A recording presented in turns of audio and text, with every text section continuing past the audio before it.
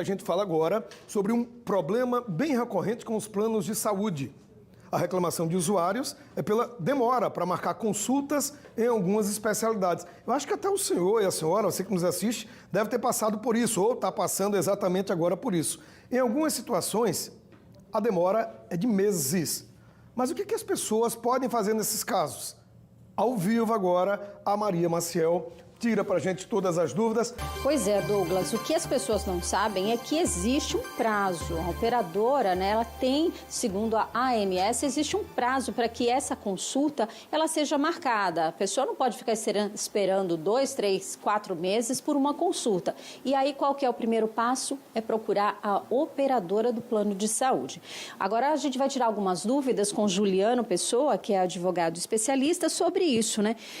Quais são os prazos, né, determinados aí para que uma pessoa não fique esperando 2, 3 meses aí por uma consulta com um médico especialista? Boa tarde.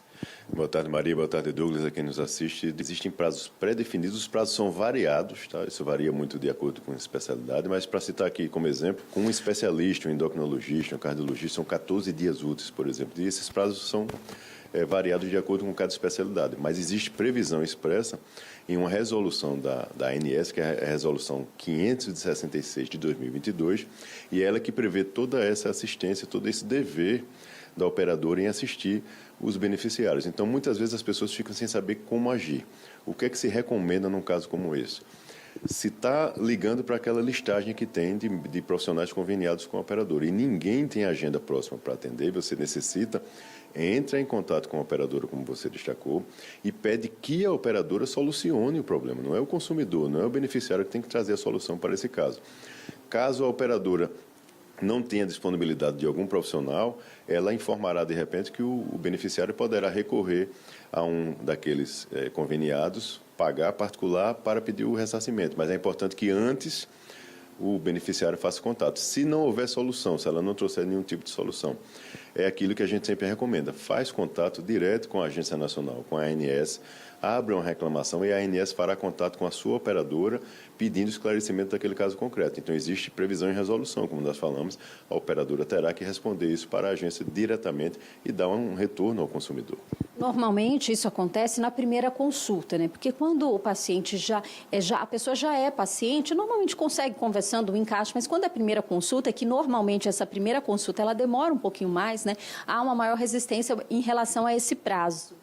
Exato, mas é aquela coisa, né, Maria? Muitas vezes, quando há um encaminhamento, né, e não parte do paciente necessariamente, ele às vezes procura um clínico, por exemplo, que encaminha esse paciente. Você precisa urgentemente sentar com um endocrinologista, com um cardiologista, com um neurologista. Então, às vezes, há urgência naquele encaminhamento. Então, a operadora precisa trazer uma solução ágil para atender a necessidade daquele paciente. Não é uma escolha somente, não é um desejo, é uma necessidade, muitas vezes, de um encaminhamento de um outro profissional que recomendou.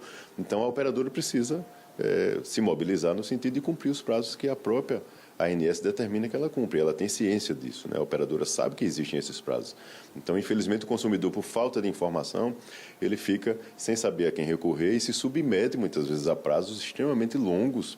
E, às vezes, acaba brigando com o próprio profissional que não é com quem ele deve brigar. Exatamente, não é o profissional lá na ponta, né? O profissional lá na ponta deve ser cobrado pela operadora. O beneficiário cobra quem? A sua operadora. É ali que ele faz o pagamento mensal e é ela que tem o dever de prestar assistência. Se é com aquele médico, com o segundo ou com o terceiro que consta na lista dela, ela resolva. Não pode ser o consumidor que ficar patinando aí, ligando de um para o outro, sem ter uma solução. Então, a operadora, de fato, precisa se mobilizar e não resolvendo, como nós falamos, liga para a ANS, busca os órgãos de proteção e defesa do consumidor, alguém tem que solucionar essa questão para o consumidor. Obrigada, então, pelas informações. É isso, né? Não adianta só reclamar, tem que formalizar, ligar primeiro para essa operadora que vai ter que encontrar uma solução, né? Indicar um profissional que tenha a agenda mais próxima, né? Ou buscar uma solução como mesmo pagar uma consulta e depois obter um reembolso. Tudo isso com a conversa, né? E se não resolver, procura a ANS denunciar, porque ela vai cobrar também dessa operadora um serviço, né, de qualidade, esse atendimento, que tem que ser na hora que a gente precisa, não na hora que a operadora acha que a gente deve conseguir esse atendimento, não é mesmo, Douglas? Verdade, concordo plenamente. Acho que a frase que você fecha aí, a sua entrada ao vivo é perfeita, né?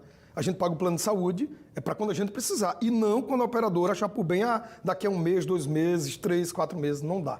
Obrigado, doutor Juliano. Muito obrigado, então, a você, Maria. Já já você volta com muito mais aqui no Fique Alerta.